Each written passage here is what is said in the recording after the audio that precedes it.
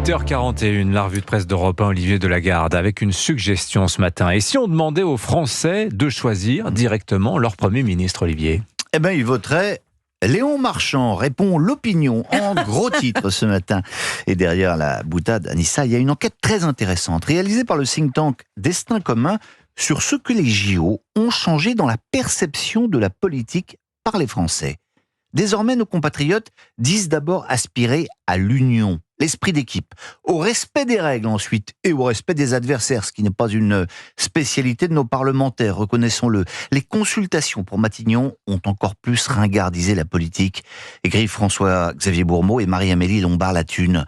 Le contraste était très fort entre le spectacle misérable des délégations qui défilaient à l'Élysée pour obtenir des postes et une société française qui se reconnaît dans ses sportifs, ses artistes ou ses entrepreneurs. Les Français sont lassés par le jeu politique, les luttes de pouvoir, les guerres picrocolines. Ils pensent même souvent que les politiques ne servent à rien. Or, il y a enfoui dans l'inconscient national plein de leviers de rassemblement qui ne demandent qu'à être activés et dont les Français se saisissent dès qu'on leur en donne l'opportunité. Vous lirez ça dans l'opinion. Pourtant, en dépit de ce que pensent beaucoup de Français, un gouvernement, Olivier, on ne va pas dire le contraire, ça sert bien à quelque chose. Et pour vous en convaincre, lisez les articles que le Figaro consacre à la Nouvelle-Calédonie aujourd'hui. La situation dans ce territoire français du bout du monde est catastrophique. Certes, grâce à des forces de l'ordre déployées massivement, le calme est à peu près revenu, mais l'archipel subit une crise sociale et économique sans précédent. Un tiers des salariés du privé est désormais au chômage. Les dégâts causés par les émeutiers sont estimés à 2 milliards. Ramenés à la population française, c'est comme s'il y avait eu pour 600 milliards de dégâts en métropole. Du coup, la Nouvelle-Calédonie appelle l'État au secours, mais l'État ne répond plus. La dissolution et l'absence de gouvernement depuis cette semaine compromettent tout espoir de résolution de ce dossier, dont la seule issue est politique, écrit Jean-Alexis Gallien-Lamarche. Du coup, les habitants fuient. Entre 6 et 10 000 néo-calédoniens envisagent de quitter définitivement le territoire d'ici la fin de l'année. Sur une population de 140 000 habitants, 270 000. 270 000, pardon, vous avez tout à fait raison. Alors, eux sont partis il y a déjà 3 ans. 3 ans jour pour jour. Le 30 août 2021, le dernier soldat américain quittait l'aéroport de Kaboul dans un chaos indescriptible. À l'époque, rappelle Eric Scholl, le patron de l'Express, dans son édito, Joe Biden qualifiait cela de « bonne décision ». Il rendait le pouvoir aux talibans en expliquant qu'ils avaient changé, que ces barbus 2.0 étaient modernes, plus ouverts. 3 ans plus tard, les femmes afghanes voient effectivement la différence, écrit-il ironiquement. Leur pays est revenu au Moyen-Âge, retour de la charia, port obligatoire de la burqa, interdiction d'aller à l'école après 12 ans.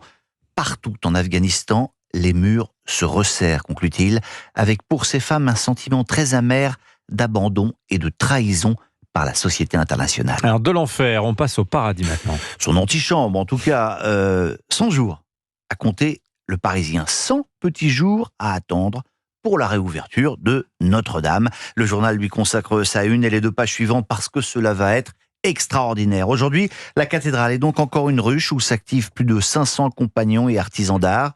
Il reste quantité de finitions à effectuer, mais tout sera prêt dans 100 jours, affirme le journal. Le 8 décembre, la France, après une double Olympiade, vivra son 3e événement d'ampleur mondiale. En attendant, profitons des JO paralympiques. Oui, alors avec une épreuve surprenante, nous raconte l'équipe. Cela s'appelle le goalball. La compétition a débuté hier. Il s'agit d'un sport de ballon pratiqué par des athlètes aveugles. Du coup, il leur faut un silence absolu autour du terrain pour pouvoir entendre le ballon. Écoutez.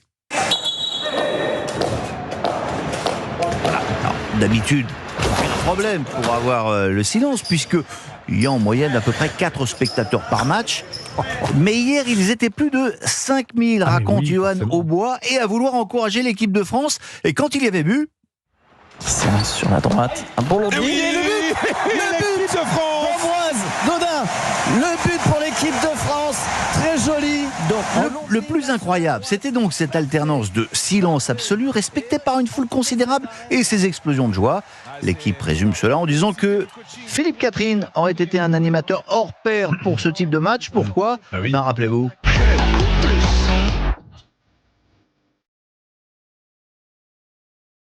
But.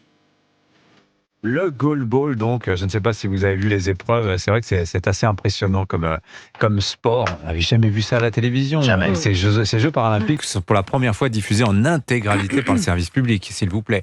Merci beaucoup, mon cher Olivier Delagarde, pour votre revue de presse. Et le goalball, c'est très impressionnant si vous avez l'occasion de regarder un match parce que les buts font toute la largeur du terrain. Donc c'est très impressionnant. Je pourrais mettre un but peut-être. Oui, vous pourriez, Eugénie, peut-être. Ah, mais ça se lance le ballon un petit peu comme le disque du lancer de disque, un peu je crois pas. particulier.